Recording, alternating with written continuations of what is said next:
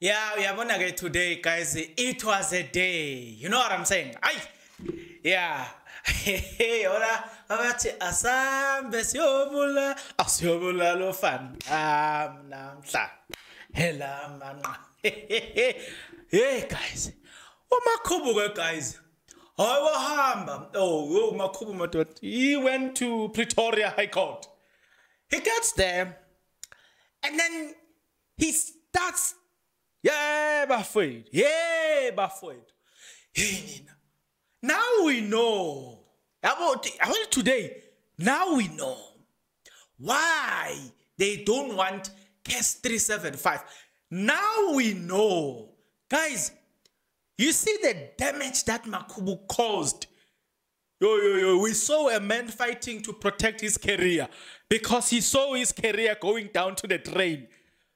Yeah, but what Makhubo did was, he gets there and he says, listen, we were appointed. 4 of us, we were appointed. But in the process of time, there were divisions. 2 and 2, right? Guys, please bear with me. I'm going to take you step by step. He says, so it was just 2, we separated into 2 groups. He went to work with Makhubo, and Gininda, no Makhubo, whatever. You know what I mean? Right? So they went to work with them. They went to work together, right? Then the interesting part is, so they brought a docket for prosecution. They bring this docket in front of Advocate Baloi. So now they are bringing 2 dockets.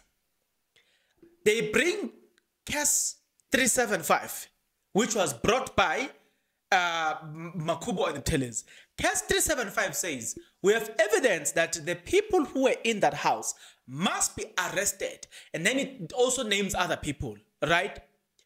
That's one.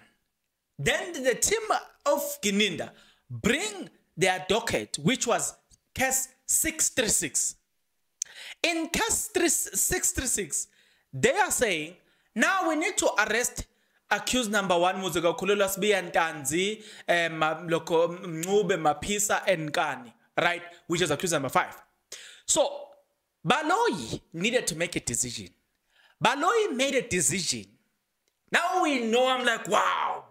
So now we know that it was Baloi's decision that the people who were in that house, based on docket 375, they should not be arrested, but rather, people who should be arrested are the people that we have now in court. But are you seeing what I'm seeing? Guys, are you seeing what I'm seeing?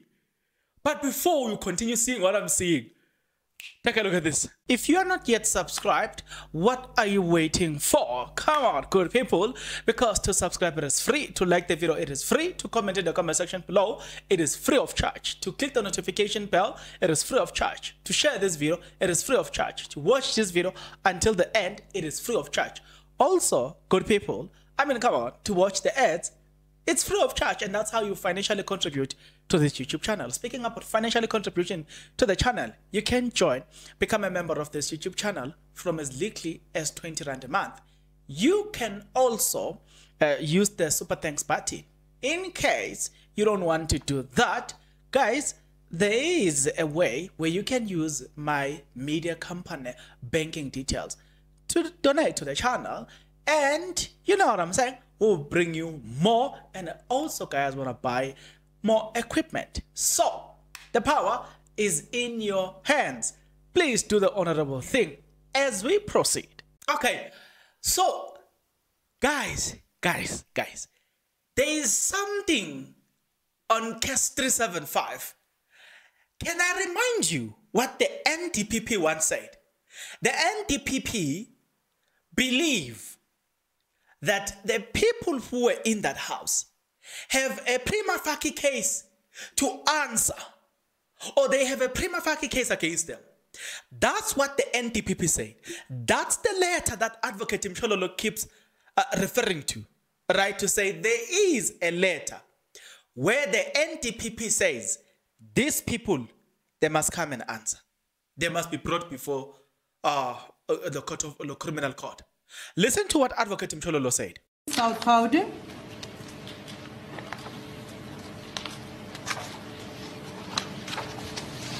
had decided that the following people, my lord, be charged, which is number 1, Longwe Twala, number 2, Kelly Kumalo, number 3, Gladness Kumalo, number 4, Zandi Kumalo, number 5, Tumelo Madlala, number 6, Mtokozi Sitwala, number 7, accused 7, it's Maggie Peer, my lord.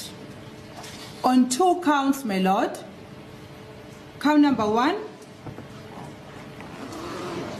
the DPP has decided that they must be charged on the count of murder, in that upon or about the 26th day of October 2014 in Etonia, Boksburg, in the sub-district of Eguruleni, the accused, whose name I've just read into the record, my lord, who acted as perpetrators or accomplice or accessory after the fact, unlawfully and intentionally killed Senzo Meyiwa, an other person, by shooting him.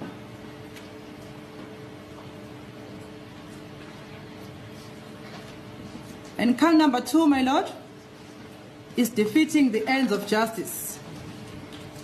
In that, on or about the date and at or near the place mentioned in count 1, the accused did unlawfully and with intent defeat or obstruct the cause of justice, commit an act to which accused number 1 to 6, they hatched a plan and informed the police that they were robbed at gunpoint by unknown persons. Accused 7, she claimed the crime scene prior to the arrival of the police, which acts defeated or obstructed the administration of justice. Okay, fine. As if that was not enough, go back to how the team was arranged. And then, guys, there's something here. Now I know, now, so going back, you see, guys, what I saw that these people had deliberately chosen a side. Now, look at this before I move on. So Baloi made the decision to arrest the people that he has arrested now, which makes him part and parcel of the other crew, right? The Gininda crew. That means he's no longer fit for case 375.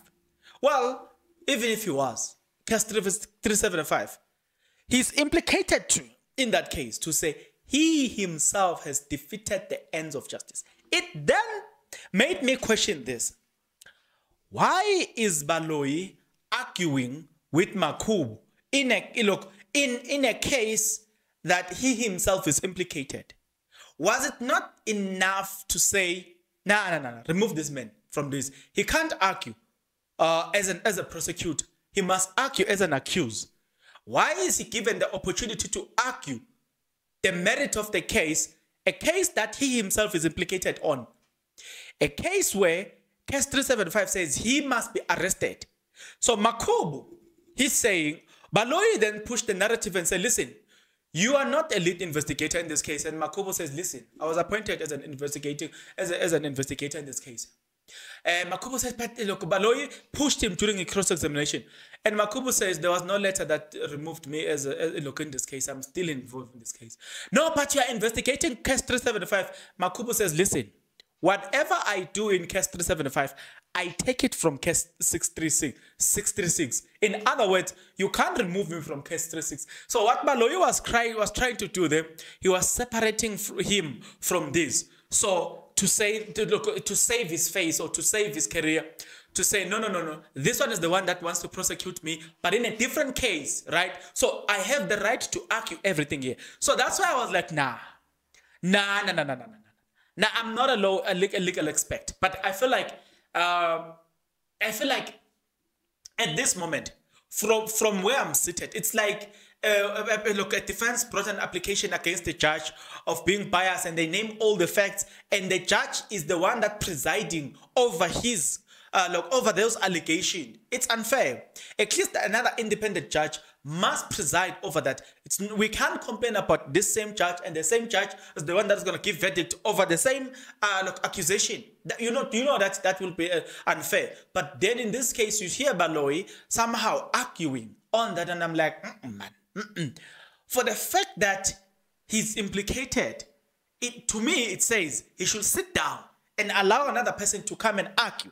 But nevertheless, what we now see, but have you seen Advocate Baloi, how unsettled he was? Advocate Baloi was objecting when there was a fly that was moving. Advocate Baloi was objecting the fly. When there was a snake that looked at him, he was objecting the snake. When there was somebody breathing, he was objecting the breath. Like, you know what? Under Judge Ratamokwatleng, I've never seen Baloi objecting and so awake like he was today. At first, he brings an application to make sure that Makhubo doesn't take the stand. He tried by all means. He wins when it comes to Lishaban. But when it comes to Makhubo, he doesn't. Then from there, he moves into this second strategy to say, I've never seen Baloi behaving this. Even when the defense called other witnesses, I've never seen Baloi behaving like the way he was behaving today. It made me realize that today was a day where Advocate Baloi was trying by all means to save his career. Yeah, the man was so unsettled. I even wrote on Twitter to say, guys, I've never seen Baloi being so unsettled like he was today. Baloi was so unsettled today. But today, I'm highlighting these things because these are the things that these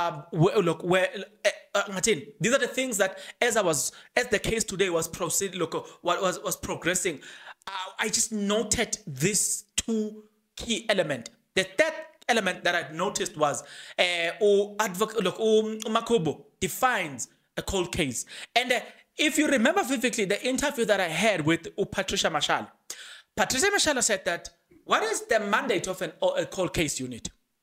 And she said, a mandate of a cold case unit is to investigate cases that are, when the investigation has done, when the police have done their investigation and they've come to a dead end, without getting any clue or without getting people arrested on that case, then they decide that, let's close this docket.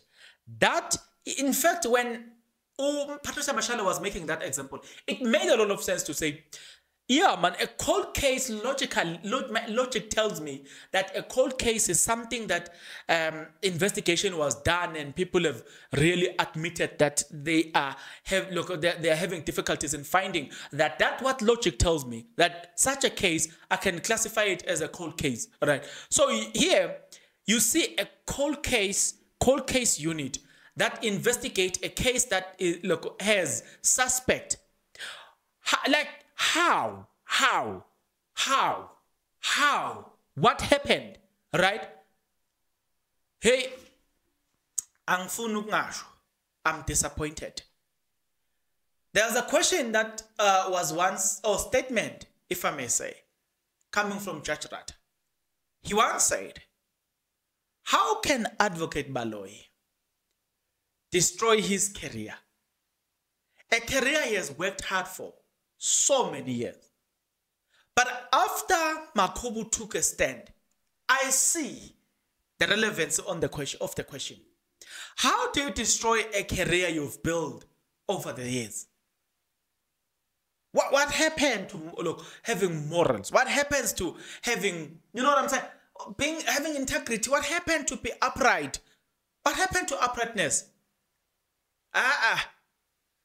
Buffett. Now, I desire case 375 like never before. Like, guys, I've never desired case 375 like I am now. But I'm worried that why are we seeing what we are seeing right now? Why? Like, I'm very worried. Why why was case 636 allowed? Why? Based on the evidence that has been led up to so far, I have never seen even a single evidence that link all these people into this case. So why are we continuously wasting our time? Like, I'm trying to find that. I'm trying to understand that. Why are we wasting our time on something that we see? Right now, the state is holding on unto one thing, the confessions. And yeah, I can tell you this. If the confession are to be proven, or if the judge has to rule that the confessions are admissible, yeah, it's going to be difficult. But if the judge rules that the confessions are inadmissible, then it's done and dusted. We can go home. We can simply say, bring back the accused. So I can't wait for us to finish the arguments and hear the judgment. I can't wait for that day. I'm just wondering how long will this argument take? But however long and however long, I'm just hoping. Out of this, I'm just hoping. One thing I'm praying about, or one thing I will continue to pray for, is that may this confession, there's one word that I would like to hear, that these confessions are inadmissible. And if Judge Srata says that, we can say thank you, case 636. Then we will see the real case now starting. The one that is led by Abo Makhubo, Nabob Teles. That case, that real case. I can't wait. Hey, guys, while I'm still exciting, I saw somebody saying he's going to steal me. Yeah, guys, but this person said, he commented on my comment and said, hey, Wangan, I've been following you on your YouTube channel. Hey, hi, now I think I want to steal you to Zim. I'm like, hey, yeah. I'm like, hey, how you want to steal me, guys? Hey, guys, please, guys, got me. People want to steal me to Zim. I'm joking. Yeah, but I saw that comment anyway. No, I know what it meant. Thank you very much. I still need to visit Zimbabwe, by the way. Yeah, I've got friends there. That look, I've promised them that I was gonna visit Zimbabwe. I still have to visit Zimbabwe anyway, so I will definitely visit Zimbabwe. All right, the Namibia, by the way, Namibia. I still need to visit in Namibia, Kenya, and lastly Ethiopia. Those are the countries prominently on my list right now that I need to visit. Right, so now we are now gossiping about our family issues. Guys, I'll see you guys on the next one. But until such a time, good people, please, on the next video, what I'm going to do, I'm just going to go through this whole thing step by step. But wow, it was a banger. It was very, very, very informative. It was very, very eye-opening. All right, now I understand things that ordinarily I did not understand, the behavior of Abo Advocate Baloi, Abo Gininda. Now, just to give you a bit of a bit of a summary. Do you remember that Gininda once made a call to one of the head of Hawks in Gauteng, saying that they must tell this